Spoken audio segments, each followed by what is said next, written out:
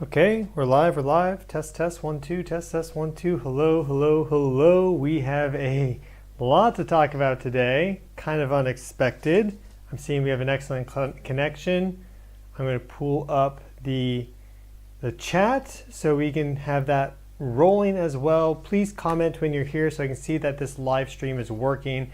And we're going to discuss the geomagnetic storm that's happening right now, a G3 geomagnetic storm. So quite powerful, quite significant, and we'll do a complete breakdown because this was not anything that anyone expected. Hello, I see you all in there.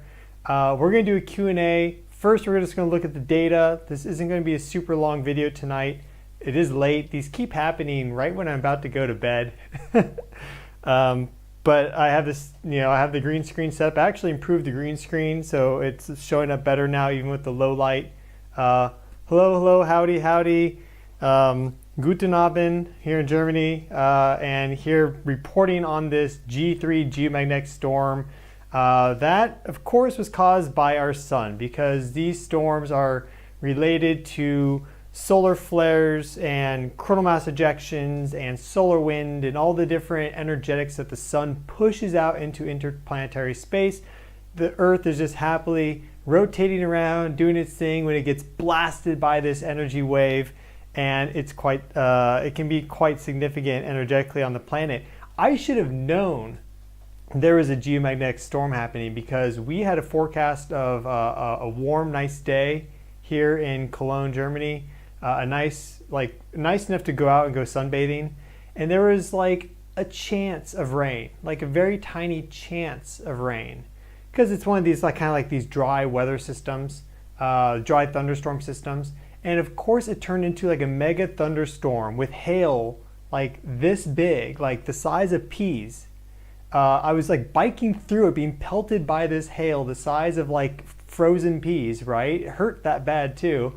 And then it just kept raining, and that is a common factor to geomagnetic storms, where you have this energy come in from interplanetary space and it supercharges any pre-existing weather systems. So I should have known that there was a storm because that happens all the time. I make those connections. Hello everyone, I see you in the chat. We're going to do a breakdown first of the data. It's going to be pretty quick, and then we'll do the Q&A. I'll answer any questions you have about geomagnetic storms, energy flux. Let's try to keep it focused on this geomagnetic storm and what's happening. I do have an hour-long short course that's free on what is a geomagnetic storm, so you can go watch that. And if you're watching this after the fact, I'll link that in the video description, so you can go watch that. So let's get into our data and check this out because it's pretty crazy. We'll start with our HB60 index, and let's look at this. Here is the past 10 days of data. So you see here is pretty quiet. Then we had this G1 storm. It's about a G1. You see this HB60 went over 5. That's the minimum barrier for a G1. And then you see here again also, we just hit kind of a G1 again. This is also 5. So just barely touched it for that 1 hour index. But this is where we are now. And this right here, let's zoom in on that. That's a 6.667, so 6 2/3, and then this value here, 7.33. So really powerful geomagnetic storm. Let's zoom in on that, starting with April. We'll zoom into the beginning of April, or May here, sorry. Hello Christine, welcome to the Soul Tribe. To get access to the Telegram chat, just go on the community tab and click that link. You'll see the big full moon post. So here's our geomagnetic storm. You can see it's just ramping up right now energetically. And this is kind of out of the blue. There was a coronal mass ejection that the sun launched, and it was modeled by NOAA, and they showed it impacting the Earth. So it's not like it was a complete unknown. They showed it impacting Earth around this time, but they didn't show it being strong. They didn't think that it was going to be as strong, like a highly dense CME or an especially fast CME, but it's quite powerful. It's really giving the Earth a good rattle right now, as you can see with our index of geomagnetic activity, showing Earth's magnetic field is going crazy right now. And we'll look specifically at different magnetic field measurements later on in the video. But this is kind of the overview, really easy to see. This is nice and quiet conditions. Here's unsettled conditions. If you're bioelectrically sensitive, you're probably feeling this. This affects really the entire planet, but it has a stronger effect at high latitudes. So if you're closer to the northern hemisphere, southern hemisphere, it's really working with you intensely. And I'm actually not surprised also by this, because we've been having extreme solar activity and we've been having these geomagnetic storms simultaneous with Mars and Venus astrological movements. And that may sound a little odd if you're not in the astrology world at all, but it's been happening consistently over and over and over. And the video I just made does that breakdown for you. Thank you, Jasmine, for the $5. Thank you, God bless. Thank you so much. And so you can look at that if you want some proof behind that correlation, but it's no surprise kind of to me that we have these two movements, these two planets, Mars and Venus, both move into their new signs where they're in their rulership, and boom, we get this geomagnetic storm. And they're both square to Pluto. Or Venus is square to Pluto, Mars is sextile to Pluto, and Pluto has been working with us with these storms. So anyways, to move on from that, let's look at our solar wind model that was made by NOAA here. So you can get a sense of what I'm talking about. And so this is the, I don't want to block it. This is the tiny coronal mass ejection that was launched. You see it's really not that dense. It doesn't really have that high of a density. It is kind of a direct impact. It's not that fast. The velocity is quite low. I mean, look here, the velocity doesn't have this big spike. There's not a real big spike in the density. Were the green lines for both of these. But it is a direct hit according to this model. They did a good job on that around the early morning of the 3rd UTC time. So it came in early, so clearly it was a little faster than expected. And it was also denser than expected, because we can look at that data specifically with our real-time solar wind. And here we have it. Here is this geomagnetic storm. The black line is our interplanetary magnetic field, total field strength in nanotesla, and the red line is the southward component. When that goes negative, it goes below this line there, this axis. It goes sharply negative. That injects energy into Earth's magnetic field very easily, causing these bigger energetic shakeups. So then we get this these Kp values of 6.667, 6.67. And this is a 3-hour measure. So this is 6 hours there of elevated geomagnetic activity at the G3 level. And it goes from G0 to G5. So really, really strong. Anyone that's just joining, we're doing a Q&A after this data breakdown. So it looks like now the southward component has kind of switched back to positive, but the total field strength is still high. We see that at the kind of the peak of this storm, we had a total field strength of 21 nanotesla and a -17 field strength for that southward component, allowing it to really strongly connect to Earth's magnetic field, which has a northward component. So they just boom like this, they connect the energy right in. But now we have this positive southward component, and the total field strength has dropped. It's about 12 now. So it looks like this main phase of the storm is over, and now we're in the recovery phase, and there's still a lot of geomagnetic volatility that occurs afterwards. And what's also interesting about this, you'll see this little storm that we had here, how we had similar characteristics. That southward component went negative, that red line, but the total field strength wasn't as high, but it remained elevated. Normally the field strength for solar wind is about 5 nanotesla, but if we put the cursor over here, we see that stayed high at about 13 or so, 12, 13, that range. It stayed elevated and strong, and it reduced a little bit before this storm came in. So, it went down to like 8 or so, and then it charged right up and really powered up. So yeah, you may be feeling a lot of emotions, because this can really talk to your body in terms of the hormonal system, your endocrine system. Some people feel it physically as inflammation or pain. A lot of people feel energy from this. It really depends on your individual health and wellness at any given moment in time, your stress load. If you have chronic stress, chronic disease, if you're acutely stressed, or if you're feeling good and healthy, then this can be an invigorating experience and just kind of lift your energy up. But it is a stressor. And I was just doing some grounding earlier today, which helped keep me in phase. And actually I talked about this very type of thing during that video, about how it's good to be grounding so you're ready and prepared for these unexpected energy swings like a geomagnetic storm. So this is our real-time solar wind. Let's look at a little bit more data. We actually just had a M-class flare right as I was preparing for this. We see here our X-ray flux as measured by the GOES geostationary satellite at 5.6 Earth radii. Yeah, grounding at the park is always delightful. And so here we had this M9.5 M-class flare, nearly an X-class flare, and then this was actually a pretty big coronal mass ejection that launched afterwards, though the X-ray flux is only in the C-class territory. Then we've had some other flares here that are just kind of reaching into this M-class zone, but they're all kind of in the high C-class. Now we had a new one, but this is this geomagnetic storm was from a coronal mass ejection that was already launched. So it was launched from a different flare, and it was sent out back on like the 29th or so of April, and it impacted a little earlier than expected. But we don't have anything really coming up. I mean, this CME looks like it's going to miss. The NASA model expected it to miss, so maybe that contributed a little bit to what we're getting now. It's possible that there was some combination effect that occurred, because a G3 storm is quite significant, especially from that coronal mass ejection that was launched before. That didn't look that big, and that's why I didn't make too big of a fuss about it.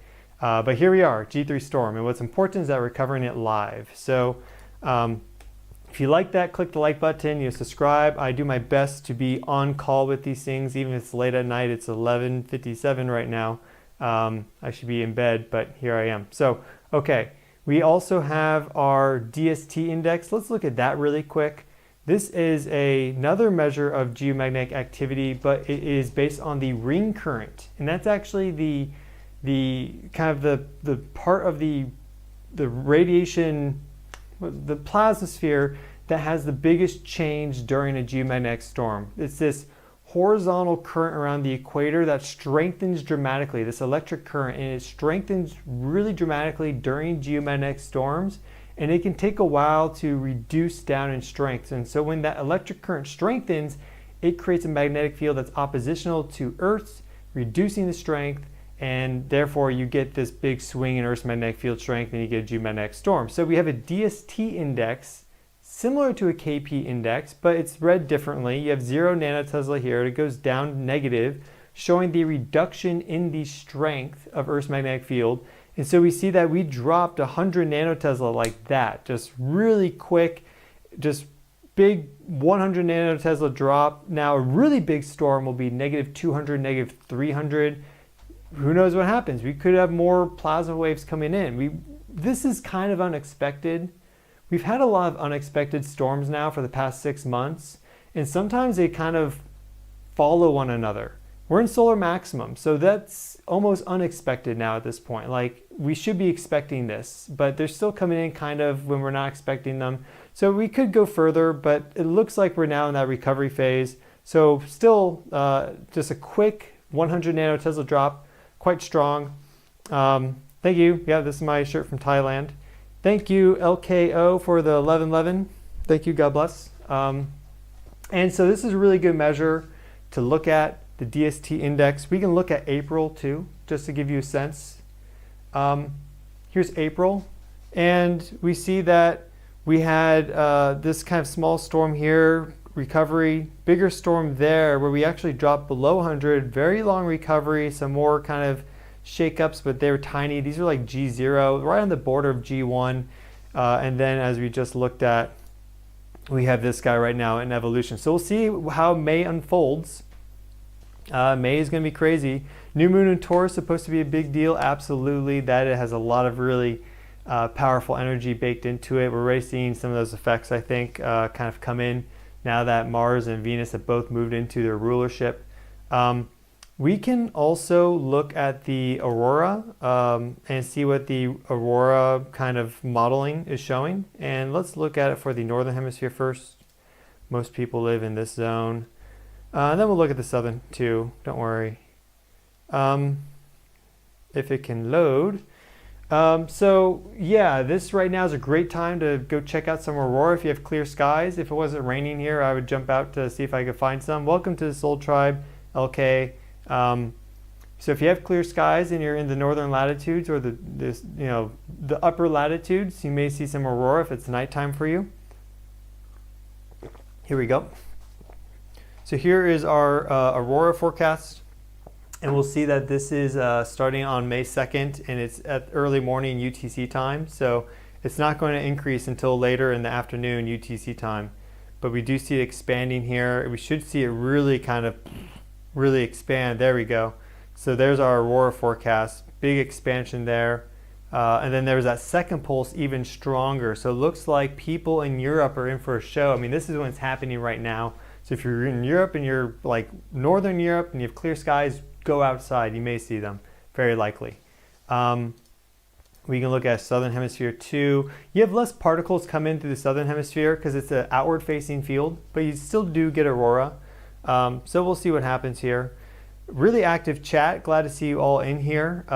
We'll do a Q&A very soon, just in like maybe 5-10 minutes. We're almost done with the data portion. So save your questions. Let's keep them focused on geomagnetic storms and like the health effects and things of that nature. Let's not go too off topic. I'm not going to answer any questions about dumb things. Okay? So here is our southern hemisphere aurora. Yeah, I'm not going to this time. I'm not going to do it. So we're going to see an expansion here soon, again, kind of like mid-afternoon UTC time. There's the first pulse, and then we get a second one. It's bigger right there. Really nice, but you have to be in Antarctica to see it, it seems like. Maybe you get no dumb things. Yeah, no, I'm not doing it. No, you know the stupid questions. I'm not going to answer them. I'm sorry. I've done it too many times now. I'm sorry, folks. So, I do like to genuinely answer people's questions, though. So let's do those for the questions that are kind of a little bit more focused on our topic, okay? So I like to look at the Uppsala, Sweden Magnetic Field Observatory. Look at all those laughs coming through.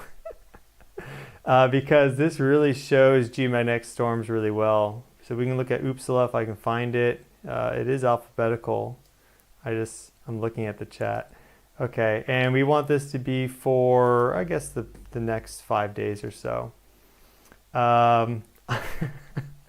Look at this right here. This is really nice. We can go full screen, and I'll get out of the way. So here we have our 3 different magnetic field components and our total field, okay? And we're looking at the nanotesla strength here. So this is 51,600 nanotesla at the bottom, going up to 52,200 nanotesla up top. So it's about a 600 nanotesla bound there, range. And we see a huge increase in the total magnetic field out of Uppsala, and then a big drop, and then it kind of recovers. And the normal range for Uppsala in quiet conditions is about 100, 150 nanotesla, maybe 200, maybe. Typically more like 100. So what this is showing is this really big jolt of energy, this heartbeat, this big pulse, this vibration that just like shook the earth of quite significant scale. It's not the normal diurnal variation. It's a 600 nanotesla swing. And our heart emits a very strong electromagnetic field. We are completely electromagnetic to our core. Everything is electromagnetism, basically. It's the most relevant fundamental force in our universe, other than if you're falling through the sky and you go splat on the ground, then gravity is important. But this is the force field that we live in. Earth's magnetic field is this master force field that we're always enmeshed inside. And so during a geomagnetic storm, it goes through this big energy shakeup, and then it can take a long time to return to normal due to that post-storm phase. That can be 24 or 48 hours. Shake your booty. Wow, what's happening in the chat, folks? So we see that across the different components too. You'll see how they're different. Here we have our Z component. Up top is our X component, our Y component. Y component is typically the one that's responding the most differently. It depends on where you are on the globe though. Most of the strength is in the Z component if you're in the northern hemisphere near the magnetic poles. Either the North Pole or down the southern hemisphere near the South Pole. Most of the field lines are coming in vertically. So you get this really strong Z component. You see the strength here is in like 50,000 nanotesla. These all combined add up to the total field strength. But you can get most of the information by looking at the total field data. So that's Uppsala. I'll pull up Boulder, Colorado for the United States. That's kind of a good one to just look at for the United States in general. I know a lot of you are there. Go USA. Vote Kennedy. The only candidate that makes sense. Maybe I shouldn't share my opinions or thoughts, but we need people to do that. We need people to stand up and be real and honest. So I'm not afraid to do that. Okay, so we have Boulder, Colorado here, and we see our normal diurnal variations. We have these drops in Earth's magnetic field strength when the sun is out during the day, and so we see normal diurnal. Then we get a little bit of change here, and then we get a really big drop, much more significant than the diurnal variations, right? These normal 24-hour changes. So that's showing the effect of the geomagnetic storm. But if we look at the scale here, it's 51,240 to 51,330. So it's about a 110 nanotesla difference. Whereas in Uppsala, it was hundreds of nanotesla, and sometimes it's 1,000 nanotesla on that scale. So quite significant. But if you want to look at the effect of a geomagnetic storm, you can look at the KP indices, you can look at the HP indices, looking at the DST index, or you can go straight to the data. I talked about that in my short course, What is a Geomagnetic Storm? That's one of my recent videos. You can check that out. Just go to my uploads. So I think that's everything for the data. Let's just make sure we can just go back to our plot just to see how it's evolved since I started. It has been, maybe 20-30 minutes or so. And yeah, so it looks like we're starting to drop off here. If we go in, our latest value is a 4. So we're in that recovery phase now, unless a third wave comes in. Because we had this first one, it dropped, and then we had that second pulse of energy, that second wave come in. And so it's actually pretty likely, I think that 9.5 and that CME that launched afterwards, maybe some of that did add in to that slower CME. There was a pileup, a compression, and then we got a bigger storm as a result. That could be the case. So yeah, let's jump into the live stream. Well, we're already in the live stream. I mean the Q&A. I have the chat pulled up a little larger than normal. I'm figuring this out step by step, so I can see you pretty easily. Question: they say the magnetic poles of the Earth are shifting. The magnetic field is weakening. Is it true? Okay, so I have an entire master guide on Earth's magnetic field which goes into all of this. So if you really want to know, that's a 2-hour course. You can get that. Just go to my video description. You'll see Earth's magnetic field master guide, or you can sign up as a superstar to my channel and you'll get that. It's like $6, $5, whatever. Highly recommend it because I go through everything. And you won't be duped anymore by anyone. You don't have to keep asking new questions. You'll have the answers generally. It's a really good base. But to answer your question, Earth's magnetic field has been weakening. It depends on the time scale that you look at.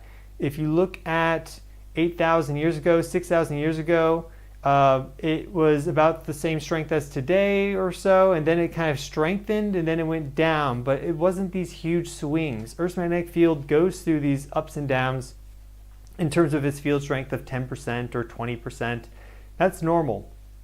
It's not a 40% drop or a 30% drop that some people are saying. There's some popular personalities out there that just put up a picture of red aurora and they'll say Earth's magnetic field is 40% weaker. And it's like, no, we have the magnetic field data. We just looked at the intermagnet data that shows that Earth's magnetic field strength in Uppsala is 52,000 nanotesla or 58,000 nanotesla, whatever. And Boulder's 52 and Uppsala, it's, we have the specific numbers. And we have numbers going back to like the 1800s from good, like kind of modern magnetometers that can measure the strength in terms of Gauss, and we do the conversions to nanotesla and such. And so we know that Earth's magnetic field has decreased by about 10% or so, 10-15% since like 1800s, though that data is more questionable. I mean, it's not as precise as now, so we have to take that with a grain of salt.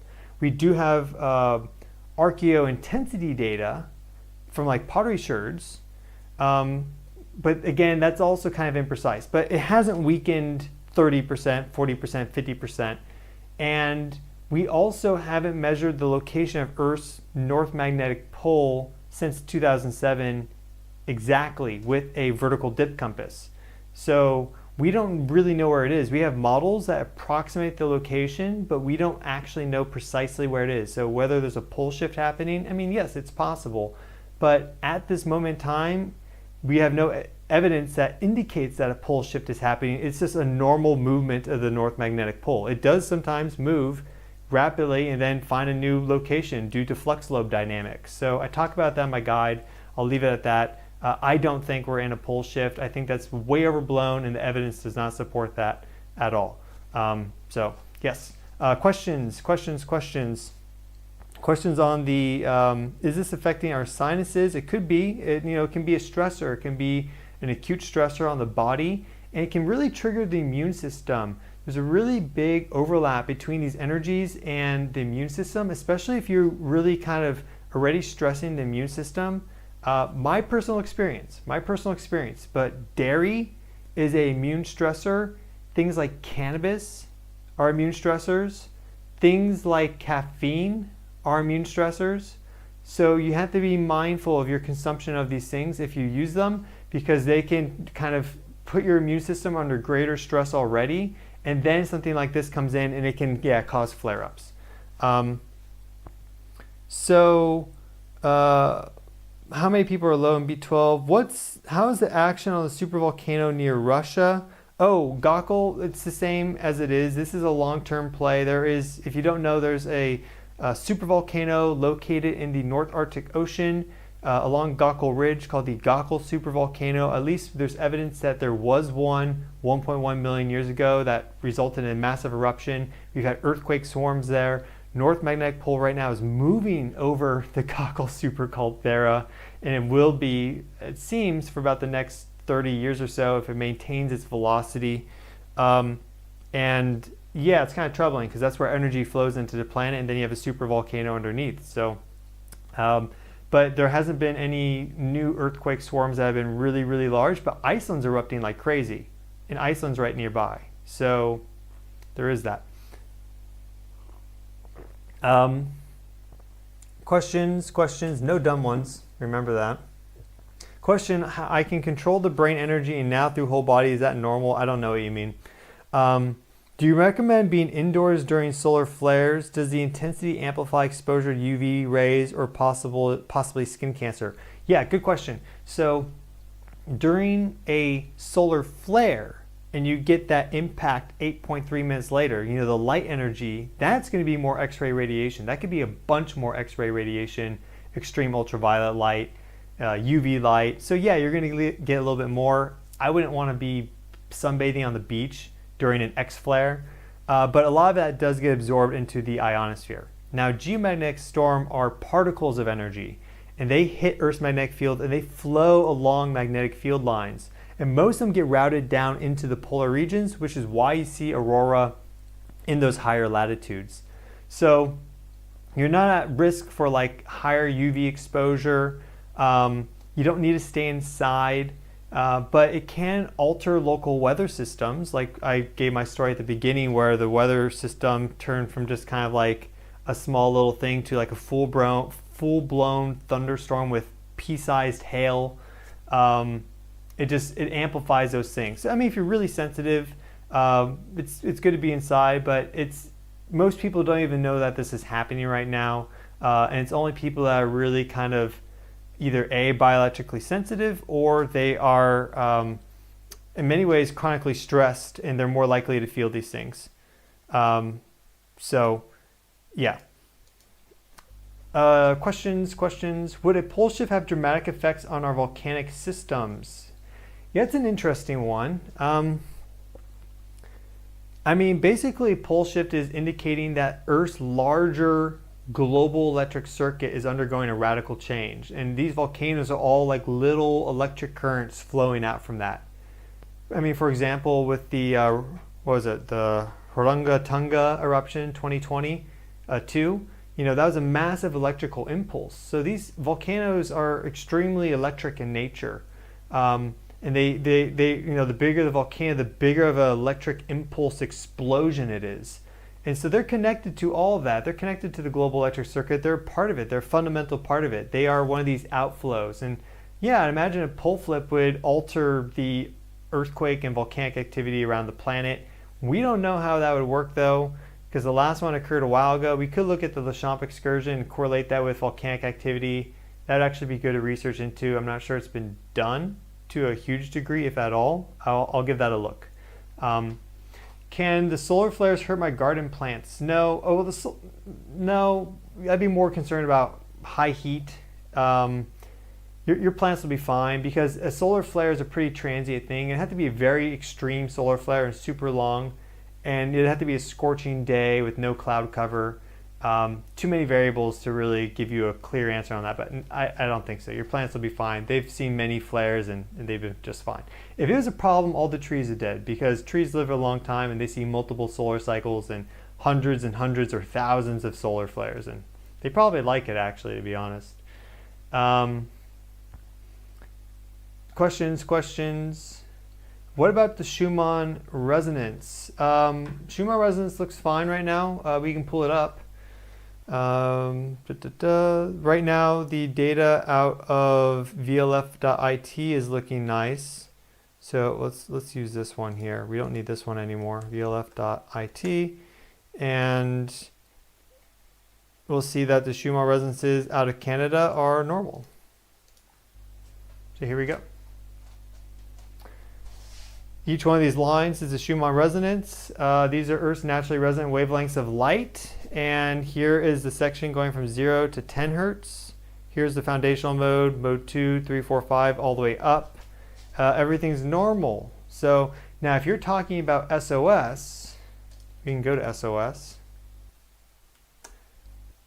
Then you're looking here at a weather system that passed over Tomsk. This was not a global energy effect. That's what's happening right here. This is the geomagnetic storm in this section right there, and of course we're not really seeing much. They had a whole bunch of rain in Tomsk, and wind and rain cause these sort of microphonics and energy amplifications. I've talked about this ad nauseum, and it seems that either people aren't watching the videos, but I know they are, or they're forgetting, or I don't know what the deal is. But yeah, you have to check the local weather, and this shows you. I mean, here we see this big energy increase, but if you go back to Canada, where is it? It's not there. Because they didn't have local weather system like that in Canada. So I'm going to be making my own observatory for the United States soon, and we'll have better data and a better quality control and everything, and I'll have the little weather thing up there, and it'll be nice. But that's later in the year. Questions? I saw that. I'm not sure what you mean. I saw that funny, but yeah, nothing dumb. That's good questions. Okay. Parallels between sun events and Earth weather. You went over many of them the other day, except for enough for a book. Yeah, so yeah, it's interesting how we do have these connections between solar activity and what's happening on Earth and planetary geometry, and I think we need a much more in-depth look at these correlations. But there does seem to be something there, at least from what I've observed since I've started watching this stuff. I'm not 80 years old and I haven't been watching this for 50 years. I'm fairly new to this. I've just done a ton of research and I have a good background in geology and geophysics, which predisposed me to understand this fairly well, and I have an interest. So when you have a passion on something, you learn it quickly and you care about it. And I've been noticing these correlations between certain planetary geometries, conjunctions, movements into different signs, and geomagnetic storms, solar flares, CME launches, and it's very odd, and most of them involve Pluto. So I'll keep up on that. If you want to watch that video, it's on my YouTube channel. It's pretty short. It's like, I don't know, 6 minutes, 4 minutes, something like that. Yeah, active chat. Thanks for all being here. I hope you are having a great day. What about Trump? I'm not talking about Trump, folks. Come on, let's use our brain cells. I mean, really though. Thank you, Stefan. We have had many times of solar maximums over human history. Why do you think people are feeling these things so much more lately? I think one of the reasons, I think there's a lot of reasons. I think it's because we have so much more artificial EMFs in the atmosphere now, just around the globe, because of the power grid, because of cell towers, all this stuff. I think it's because we have so many pesticides and so many chemicals and plastics and forever chemicals. Everything's contaminated. I think it's because so many people are eating poor quality food, which is the foundation of your health. I mean, one of the reasons, like, I'm so happy that I'm in Germany right now versus like Bali. Like Bali, Bali's picturesque and the beaches are nice, the Thailand's better, but the food quality and the water quality is just not good, and so you just don't digest food well. And here I can get good food in Germany, and so my digestion and gut health has been perfect, and so I just feel like $1 million. I feel like $1 million. And most people are not eating good food. They're not eating vegetables, they're not eating proteins and the fats that they need. And so you add and a lot of people are stressed, they're working multiple jobs, they don't get enough money, inflation, all this stuff. I mean, you could just go on and on and on. There's all the division that the society creates. It's this perfect storm for people just to be stressed in general. Jelenia, welcome to the Soul Tribe. And I think all these things are combining to make people more predisposed to feeling these energies. Whereas before, it wasn't a big deal. But now we have this backdrop of electrosmog that a geomagnetic storm is now shaking on top of. And you are stressed and inflamed, let's say. We don't want anyone to be in that state, but the reality is a lot of people are. And then, yeah, you may feel that. So the only way to improve that is to improve health and wellness, and that's why I talk about these things on my channel. I don't just focus on space weather and leave it at that. I have so many guides on earthing and grounding and diet and exercise. I connect all these things to be a one-stop shop for you all, to really give you the knowledge and empowerment you need to be healthier, to understand this stuff scientifically, and to ascend spiritually, which is a process we're all undergoing, and I'm just doing my little part that I can to help everyone. I'm by no means the end-all be-all. I'm just doing what I can in my own power. Yeah, that's it. It's really, it's not much, but it's what I can do. So what do I think about clockwise rotating tornado we just had? I don't know what you're talking about, but tornadoes are really interesting, atmospheric phenomenon. Do I have a time frame for the grounding shoes? Yeah, that will be May and June. So you're going to start hearing about those probably late May and June. I'm still in the testing phase, but these are incredible, and I've found a few little things to tweak on them to make them even better. So right now we're in the process of creating. If you didn't know, I'm working on designing and launching grounding shoes for you all. Something I've been researching and experiencing and studying all this stuff for multiple years now. Most grounding shoes, like basically every grounding shoe I've ever found, had some fatal flaw, or the soles wore out really quickly. And this shoe is amazing. It's perfect, and I'm making it even better with some tweaks. And so yeah, May and June, look out for that. Yeah, they're so good. I love them. I'll do a complete dive into them and talk about all the benefits. Yeah, it's really great. What are the benefits of solar flares on our bodies if we're not stressed? Well, yeah, I think they're invigorating. I think they help us to enhance our creative energies. I know that if there's like a storm happening, sometimes, let's say I'm at the gym and a storm happens and I find out later, or at the gym, but I didn't know beforehand, like I was stronger that day. And so it's this enhancement of energy. It's this enhancement of metabolism. Here's the thing. We have all these metabolic processes happening in our body. And when they become dysregulated, that can cause inflammation. There's all these redox reactions that are occurring, oxidative reactions, free radicals. And so if your body has a low free radical load, and there's not much oxidation, your metabolic reactions are normal. When you have more energy coming in, you can kind of pump the whole system up. Your mitochondria kind of respond to that and increase ATP output. So your energy levels go up. But if things are fundamentally dysregulated, dysfunctional, you have dysbiosis, all these disses, right? If things aren't good, diseases, then, increasing the energy load is only helping, let's say, the microbes or the free radical activity to expand, or the cancer to expand further. It's not necessarily being funneled through the right pathways for, cognitive activity, or, increase physical strength or endurance or activity. But if you are in a good state of health, then I think it's great. But they are stressors. So even if you're in a good state of health, and then you get 1 storm, 2 storms, 3, 4, 5, it's like nonstop, which is rare, but it does happen, then that can be stressful, triggering your immune system. Some people do get sick after these things. Keep eyes to the sky. You'll like these shoes because you'll be able to be barefoot, grounded. These are barefoot shoes. You'll be able to be grounded in the desert during the summer with them.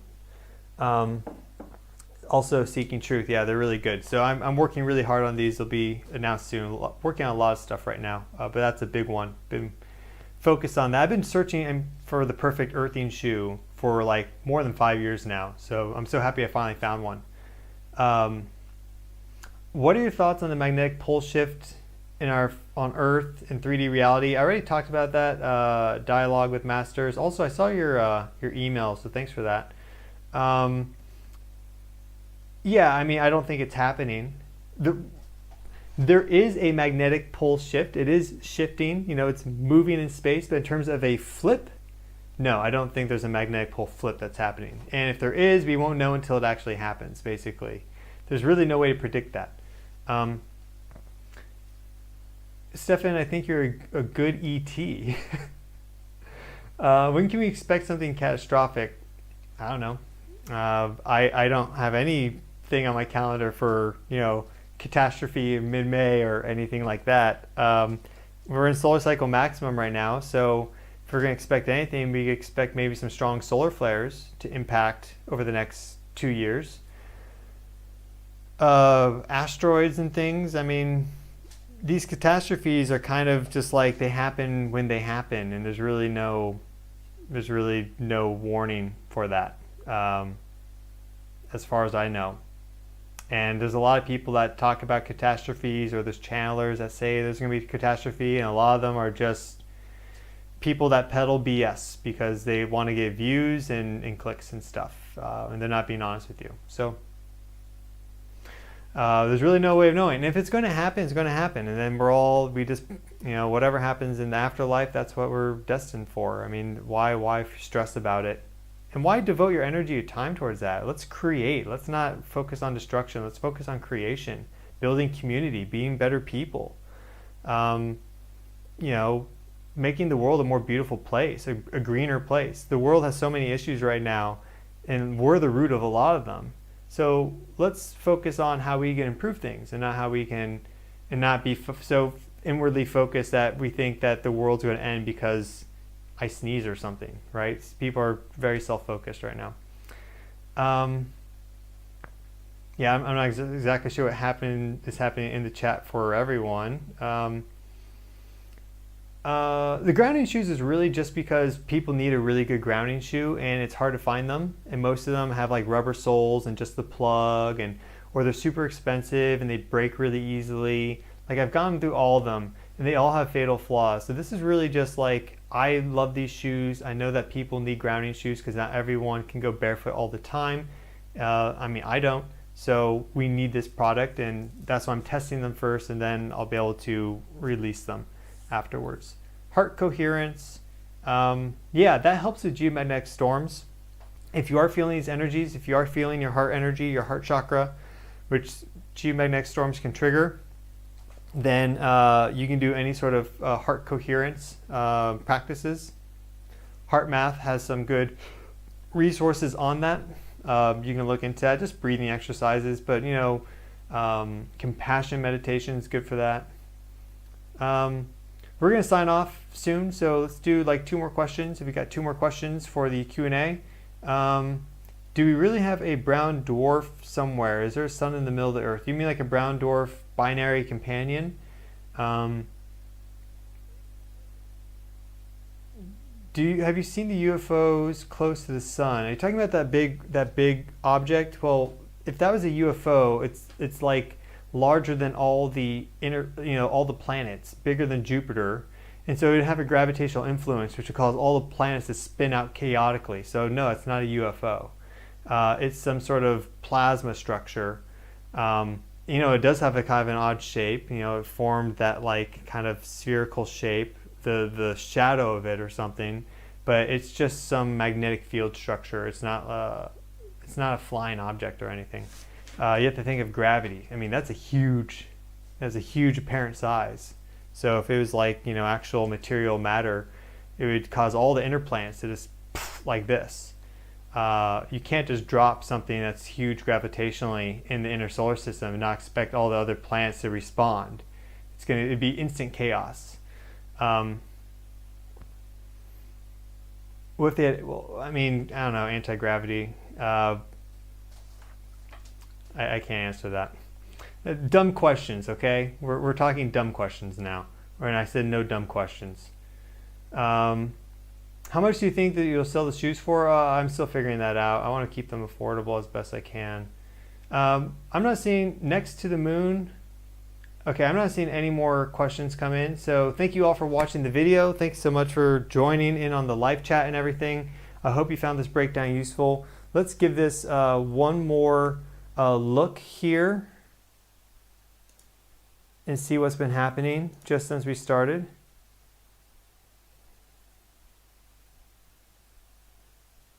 No, I don't know what the telling from Hunab Ku is. Sorry, Pantera. And so yeah, we're still at 4.33 for our latest measurement there. So yeah, thank you all so much. I guess I was a little spicy today. I'm just, sometimes we need people to be a little spicy. So, but I'm feeling good. I hope you all are feeling good too. I know G3 storms can be quite strong for some people, and so that's why I have all the health videos that I do.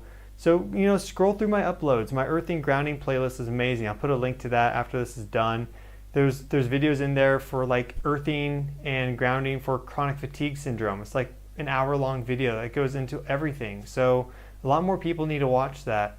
I've made this content, but YouTube doesn't push it. YouTube is so focused on just feeding people short-term like dopamine hits that the real good stuff doesn't get out there.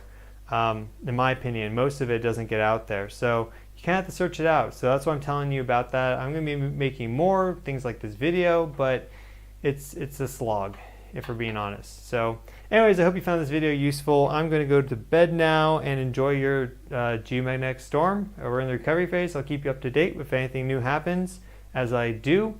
And I do have a earthing grounding video coming out in the next couple days. So keep your eyes out for that. Like the video, help the channel grow. Really do appreciate that. Everyone who signed up as a Soul Tribe member, thank you so much. Anyone that gave a super thanks, God bless you. God bless everyone. God bless the world, and I'll see you all in the next one.